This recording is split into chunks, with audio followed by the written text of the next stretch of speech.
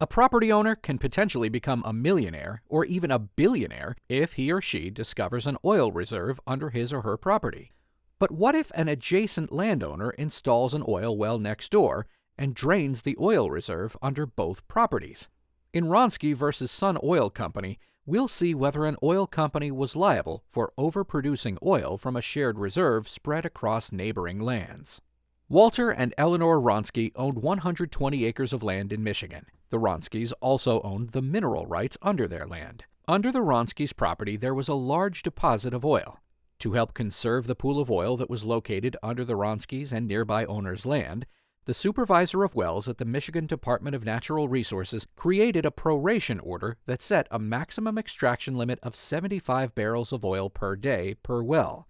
Sun Oil leased a plot of land near the Wronskis' property that was located over the oil reserve. Sun Oil drilled and operated several wells on the leased property.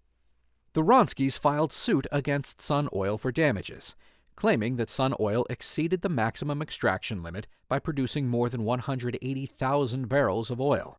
The Wronskis argued that Sun Oil's overproduction drained oil from under the Wronskis' land. The trial court held that Sun Oil intentionally and illegally overproduced 150,000 barrels of oil. 50,000 of the overproduced barrels were found to have been drained from the Wronskis' property. The trial court ruled that Sun Oil's overproduction violated the Wronskis' rights to the oil beneath their property. The court awarded the Wronskis damages. Sun Oil appealed.